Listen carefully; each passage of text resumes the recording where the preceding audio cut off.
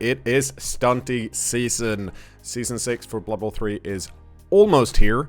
So let's go over most of the new stuff, shall we? Or at least the stuff I consider important. You're going to see footage from a preview build where not everything is finalized. I just want to give you that up front. Now let's dive into it. Season 6, the stunty season, doesn't come with one team, but two. And I think this was something at least the community talked a lot about, knowing that at some point stunty teams would be added to the game, and with Blood Bowl 3 having one team per season release schedule, being the first and only stunted team out the gate would have been pretty rough. It's not something you want to do when the only thing you can go up against are non-stunty teams. So we're getting both goblins and halflings, and before we go any further, let's have a quick look at those rosters. So, first of all, the halflings. This is a fully built up team that I did just real quick, but we can have a look here and see that they have 4 different positionals. Of course, the treemen, you get 2 of them, which is nice. They have timber, that is also nice. There are now 2 halfling catchers. So their agility is 3+, and they come with, well, catch and dodge and sprint. Which is pretty neat if you're shucking something down the field, giving them some extra bit of movement. This means they have a movement of 8 rather than 5. Then we have 2 halfling hefties. These guys have slightly higher armor, and they can't be thrown because they don't have the right stuff trait. But they can, in theory, be built as some type of blitzer. And then we have the normal hopefuls. Yeah, they're, you know, just the same. And rerolls at 60k. And that's the halflings. Now, the goblins, on the other hand, they have a lot of different positionals because they have secret weapons. So let's have a look. They, of course, get 2 trained trolls that can throw goblins if they want to. Projectile vomit, loner 3+ rather than 4+. And they have access to the normal goblin linemen. And then a bunch of special pieces that they only get 1 of. The bomber, which is the bombardier. This guy throws bombs. It's a secret weapon. The doom diver is new and has a new skill that we haven't seen before, or trait rather. They have swoop, and using swoop looks like this. Basically, you get to decide which direction you scatter when you've been thrown with a troll.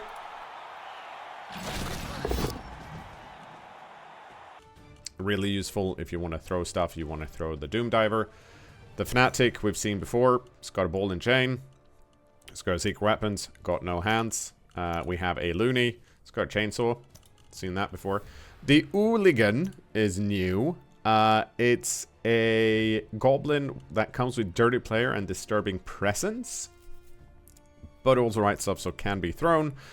They have agility as a primary, so they can quite easily get sneaky git, and then they are really annoying to deal with, mainly because, well, sneaky git, Dirty Player, and this is not a secret weapon. It will still, of course, get ejected on well, on a roll that would get it ejected, but good fouler. Then we have the Pogoer. It's slightly different, but still the same. They can jump over any squares with their move, including a square occupied by a standing player, rather than just a player on the floor. Moreover, it reduces any agility penalty by 1 for any attempts at jumping. So, should be pretty decent at jumping. Is also pretty darn fast for being goblins. They get the rerolls on the same cost as flings. And that's the goblin team. So outside of just the 2 new teams, the Blood Pass this season is looking a bit different. It is actually a double Blood Pass system with shared progression. So what that means is that you can buy either the Halfling Blood Pass or the Goblin Blood Pass, or you can spend money on both, in which case you would, of course, get both teams instantly. Now, regardless if you buy a Fling or a Goblin or no Blood Pass, the progression is shared between the two. So if you buy the Halfling now and you start unlocking the Blood Pass, you're gonna get the stuff on like level 2, 3, and 4 that are related to the Halfling side, but you won't get the Goblin side. If you want to get the Goblin side, you'll have to pay for that. So the stuff that you would be missing out by not buying would be, well, obviously instant access to the team, but also balls, pitch, and the special coach and dice and all that kind of stuff. However, the thing that's kind of neat about this shared progression is that if you just buy one team at the start and then you complete the Blood Pass, you're going to get the other team for free. So there might be some extra value there if you play enough. And speaking of getting some extra value in playing enough, Cyanide are also adding a weekly quest system. This is currently a bit hard to find because you need to go into your manager page and then you need to look at the weekly quests. Now, the ones I have here are obviously not final, but you can see that every week you're going to get 3 quests, and if you complete the quest, you're going to get a certain amount of Blood Pass XP. Now, based on previous Blood Passes, you get around a level, like 1,000 XP per game, so completing a weekly goal would be equivalent to about playing 1.5 games of Blood Bowl, assuming the progression's the same as previous seasons. Another big thing, and this is actually pretty big, is that in Blood Bowl 2020, so the new rule set that Blood Bowl 3 is based on, all star players have a special rule. They don't just have the skills and extra abilities from being a star player, but they have one special rules. In previous seasons, these have not been available. They are now, which is pretty cool. All of the star players should have a special skill if they come with a special skill, which I think most do. I don't look that much into the star players because they're rarely relevant to me, because I usually play very close TV games, and if you get a difference of 150k in inducements, I tend to buy a wizard. That might change now with some of these star players. For example, Helmet, the chainsaw guy, has a special rule which allows him to re-roll 1 die, and that can be armor dice as well, in a dice pool once per game.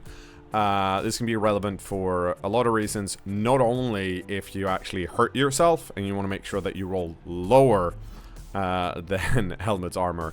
That's an option. And I think the reason they're coming now is because there are some new stuff added to the team management screen. One of those being that you can now, when you're spinning for games in the open ladder tries to put you with someone who has the same skill rating and similar team value as you.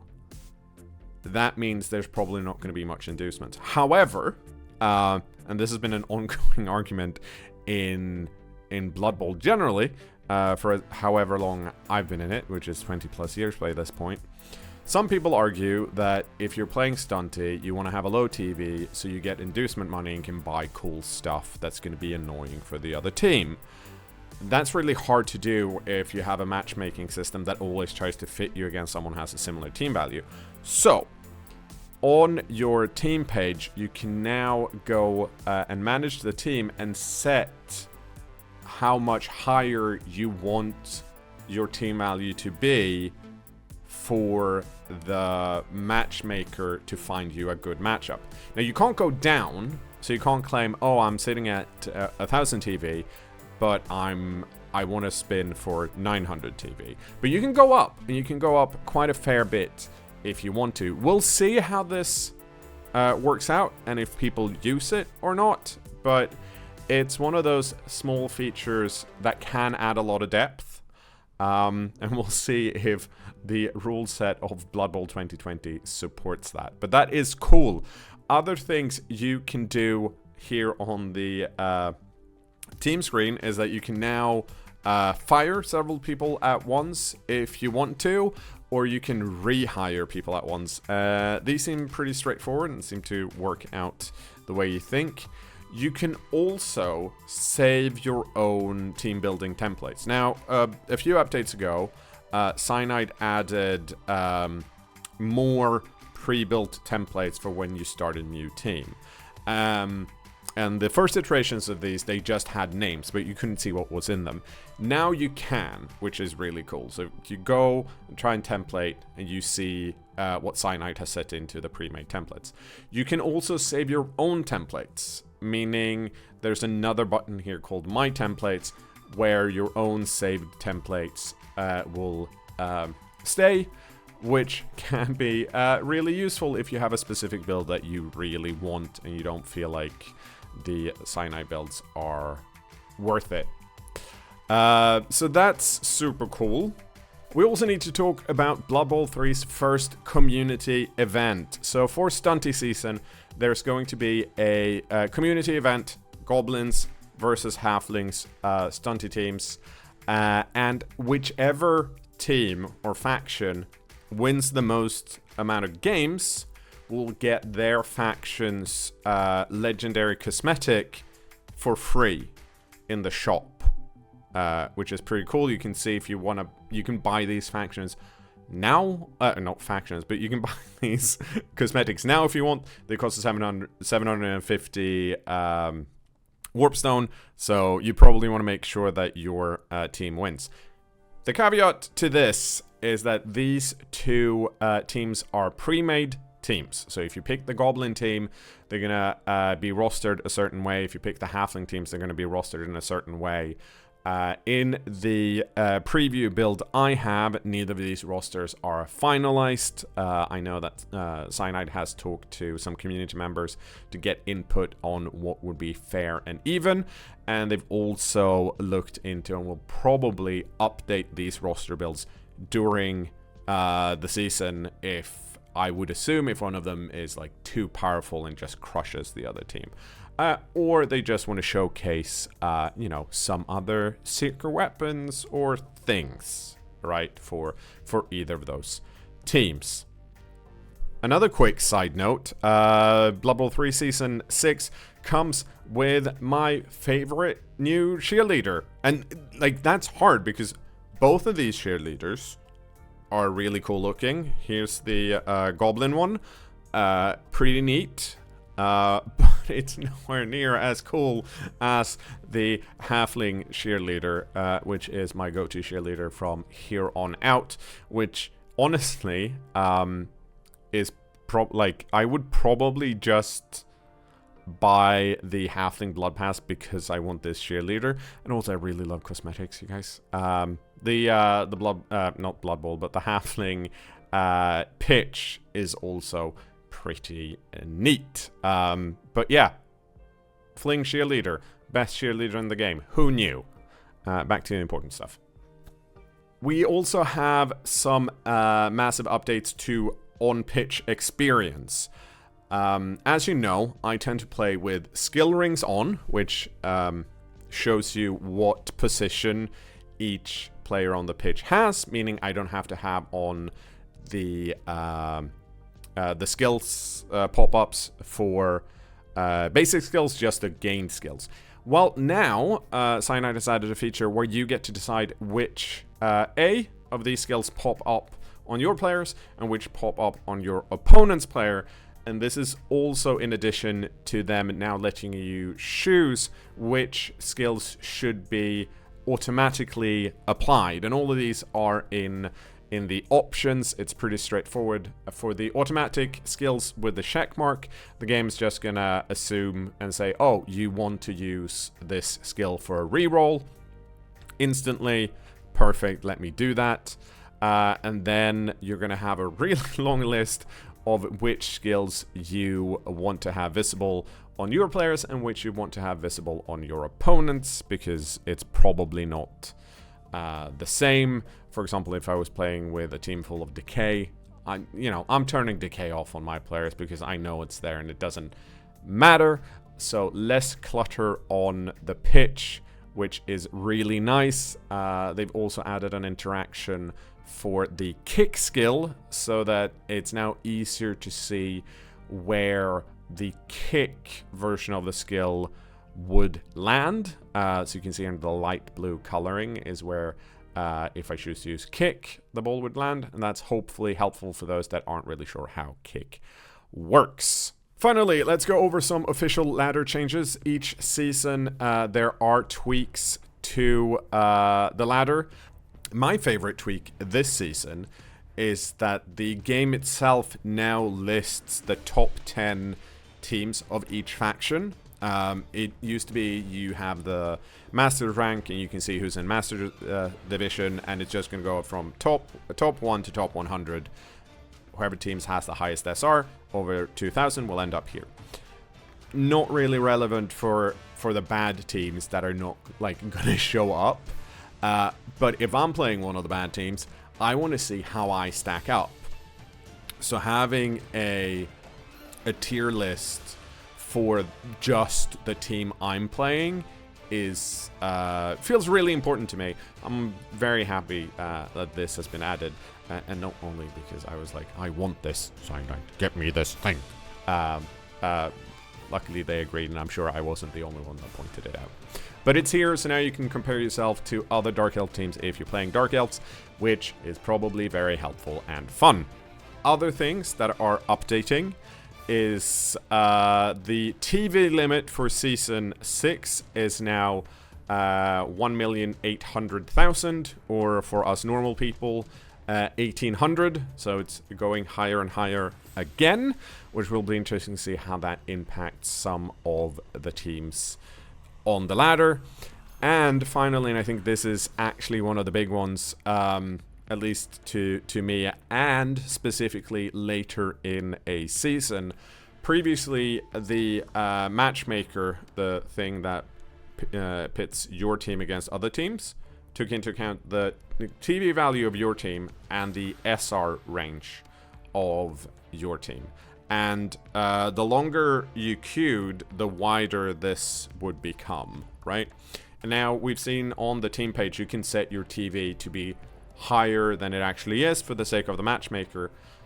But one of the things that the matchmaker did not care about previously was amount of games played.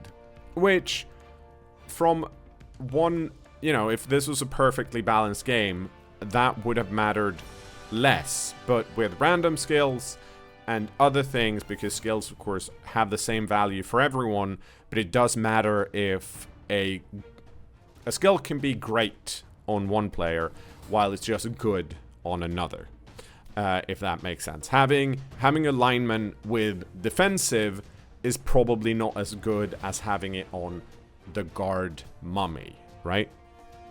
Defensive, that is. So since the teams that had played a lot of games had more time to make sure they had the correct skills in the same place, you could still get really bad matchups, even though they were kind of like even on team values, just that your team wasn't necessarily as efficient as the team that had played 45 games. Now, sorry for a long rant, now the matchmaker should take amount of games played into account, which should hopefully also mean that these more TV efficient teams that have played a lot of games are going to come up more often against other teams that are TV efficient and has played a lot of games. It might make the matchmaker take slightly longer to find you a game, but you should hopefully get a more fairer game. Now, we don't know how much the algorithm for this matchmaker has been modified, and we, of course, haven't seen the results of this yet, but hopefully this will be a good change that will get you better games quicker and less of these frustrating games where you feel like you're the underdog from the get-go and you don't even have inducements to cover. And that is, of course, not all of the updates. There is a massive patch notes list on the Discord and on Steam, I'm sure at this point, because I'm pre-recording this, obviously. I will be streaming and showcasing some of the new stuff in the update before it goes live next week, and I will be doing that on twitch.tv/cKnoor, so please come and hang out if you want more of this type of content, and there will be more Blood Bowl Basics videos coming out in about a few days from now, depending on how much time I have to edit. So thank you guys so much for hanging out, and I will see you in the next video, which might be a rant or it might not be. We'll see. In any case, see you then.